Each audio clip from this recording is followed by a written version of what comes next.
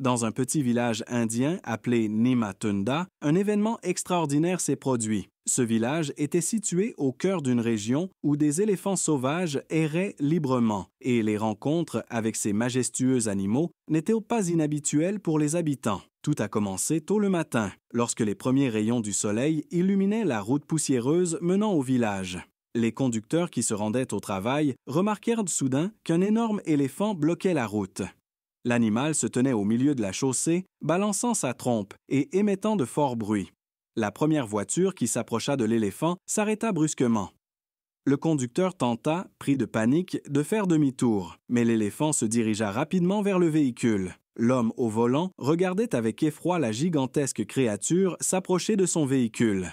Très vite, un petit embouteillage se forma. Certains conducteurs, voyant l'éléphant, firent de demi-tour et prirent la fuite. D'autres tentèrent de contourner le problème en roulant sur le bas-côté, risquant de s'embourber dans le sol meuble. L'éléphant continuait de se comporter de manière très étrange. Il s'approchait des voitures, puis se retirait, sans jamais quitter la route. Son comportement semblait arbitraire, mais on pouvait aussi percevoir une pointe de désespoir. Les habitants, habitués à la présence des éléphants, étaient stupéfaits. Ils n'avaient jamais vu un éléphant agir de manière si étrange. Certains supposaient que l'animal était malade ou blessé. Une heure passa, mais la situation ne changea pas.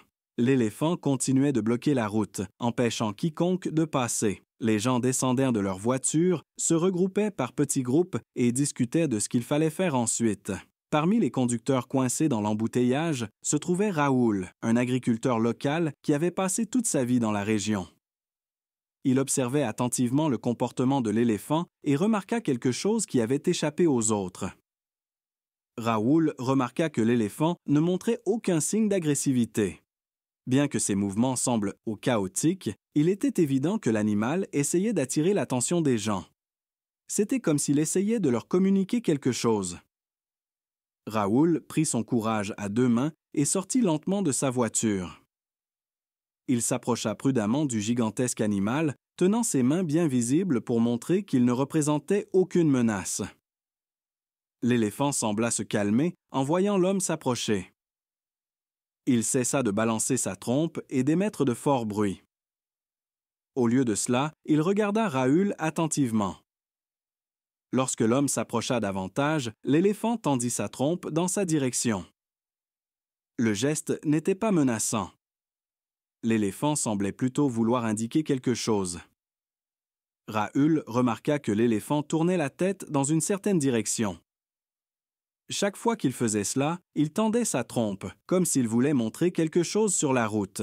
Soudain, Raoul comprit que l'éléphant voulait lui montrer quelque chose. Il décida de suivre l'animal pour découvrir ce qui se passait. Raoul avança lentement et prudemment dans la direction que l'éléphant lui indiquait. En remarquant que l'homme avait finalement compris son intention, l'éléphant se mit en marche. Il se retournait sans cesse pour vérifier si Raoul le suivait. Les autres personnes qui observaient cette scène étaient stupéfaites. Personne ne s'attendait à ce que quelqu'un ait le courage de suivre un animal aussi imposant, encore moins de s'en approcher. Les gens étaient soulagés que l'éléphant ait finalement libéré la route, leur permettant ainsi de poursuivre leur chemin. Pendant ce temps, Raoul suivait l'éléphant tout en gardant une distance de sécurité. Ils empruntèrent un petit sentier éloigné de la route principale. Le chemin n'était pas facile. Il serpentait à travers arbres et buissons. Cela dure environ une demi-heure avant que l'éléphant ne s'arrête.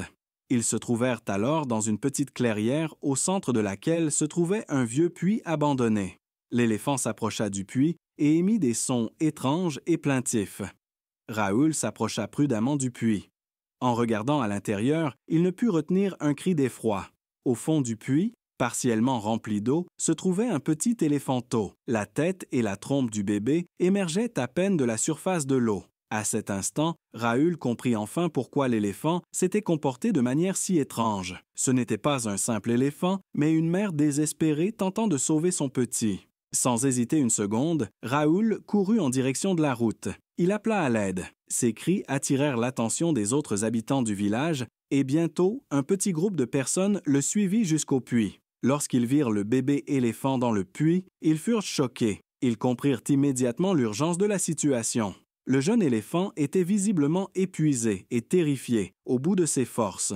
L'un des hommes sortit son téléphone portable et appela les secours. Les autres commencèrent à discuter des moyens de secourir le petit éléphant avant l'arrivée des professionnels. Quelqu'un suggéra de descendre une corde dans le puits, mais cette idée fut rapidement écartée. Il était très improbable qu'il puisse en sortir l'éléphanteau avec une corde, et celle-ci risquait de se casser. Une seconde chute aurait été bien pire pour l'animal que la première. Dans un petit village indien appelé Nimatunda, un événement extraordinaire s'est produit. Ce village était situé au cœur d'une région où des éléphants sauvages erraient, et les rencontres avec ces majestueux animaux n'étaient pas rares pour les habitants. Tout a commencé aux premières heures du matin, lorsque les premiers rayons du soleil éclairaient la route poussiéreuse menant au village.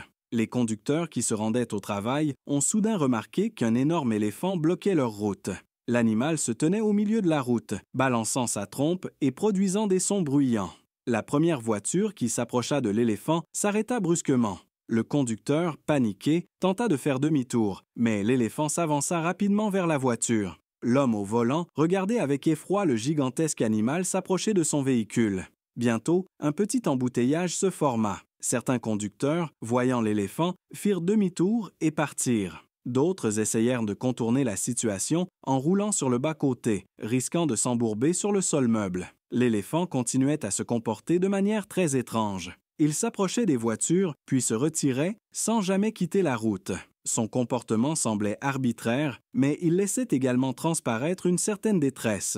Les habitants, habitués à la présence des éléphants, étaient stupéfaits. Ils n'avaient jamais vu un éléphant se comporter de manière aussi bizarre. Certains pensaient que l'animal était peut-être malade ou blessé. Une heure passa, mais la situation restait inchangée. L'éléphant bloquait toujours la route et ne laissait passer personne. Les gens descendèrent de leur voiture, se rassemblaient en petits groupes et discutaient de ce qu'il fallait faire ensuite. Parmi les conducteurs coincés dans le trafic se trouvait Rahul, un agriculteur local qui avait passé toute sa vie dans la région. Il observa attentivement le comportement de l'éléphant et remarqua quelque chose que les autres n'avaient pas vu. Rahul remarqua que l'éléphant ne montrait aucun signe d'agressivité. Bien que ses mouvements semblaient chaotiques, il était évident que l'animal essayait d'attirer l'attention des gens. C'était comme s'il voulait leur transmettre un message. Rahul prit son courage à deux mains et descendit lentement de sa voiture. Il s'approcha prudemment du gigantesque animal, gardant ses mains visibles pour montrer qu'il ne représentait aucune menace. L'éléphant sembla se calmer un peu en voyant l'homme s'approcher. Il cessa de balancer sa trompe et de produire des sons bruyants. Au lieu de cela, il regarda Rahul attentivement. Lorsque l'homme s'approcha, l'éléphant tendit sa trompe dans sa direction. Le geste n'était pas menaçant. L'éléphant semblait plutôt vouloir indiquer quelque chose.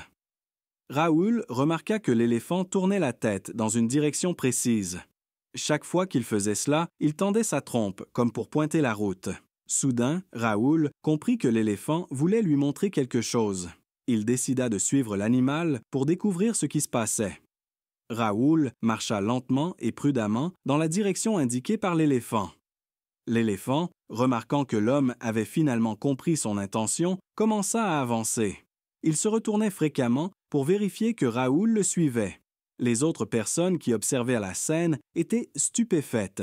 Personne n'avait imaginé que quelqu'un aurait le courage de s'approcher d'un animal si imposant, encore moins de le suivre. Les gens étaient soulagés de voir que l'éléphant avait enfin libéré la route, leur permettant de poursuivre leur chemin. Pendant ce temps, Rahul suivait toujours l'éléphant à une distance prudente. Ils empruntèrent un petit sentier, un peu éloigné de la route principale. Le chemin n'était pas facile. Il serpentait à travers arbres et buissons. Après environ une demi-heure de marche, l'éléphant s'arrêta. Ils se retrouvèrent dans une petite clairière, au centre de laquelle se trouvait un vieux puits abandonné. L'éléphant s'approcha du puits et émit des sons doux et inquiétants. Rahul s'approcha prudemment du puits. Lorsqu'il regarda à l'intérieur, il ne put réprimer un cri d'horreur. Dans le puits, partiellement rempli d'eau, se trouvait un éléphanteau. La tête et la trompe du petit étaient juste au-dessus de la surface de l'eau. À cet instant, Rahul comprit enfin pourquoi l'éléphant adulte s'était comporté de manière aussi étrange. Ce n'était pas un éléphant ordinaire, mais une mère désespérée tentant de sauver son petit. Sans perdre une seconde, Rahul courut jusqu'à la route. Il appela à l'aide. Ses cris attirèrent l'attention des autres habitants du village et bientôt, un petit groupe de personnes le suivit jusqu'au puits. Lorsqu'ils virent l'éléphanteau dans le puits, ils furent choqués. Ils réalisèrent immédiatement l'urgence de la situation. Le jeune éléphant était visiblement épuisé et terrifié, à bout de force.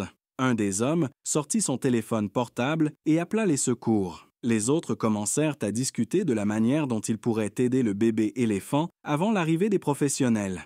Quelqu'un suggéra de descendre une corde dans le puits, mais cette idée fut rapidement rejetée. Il était très peu probable qu'il puisse le tirer l'éléphanteau avec une corde, et celle-ci risquait de se casser. Une nouvelle chute serait bien plus grave que la première.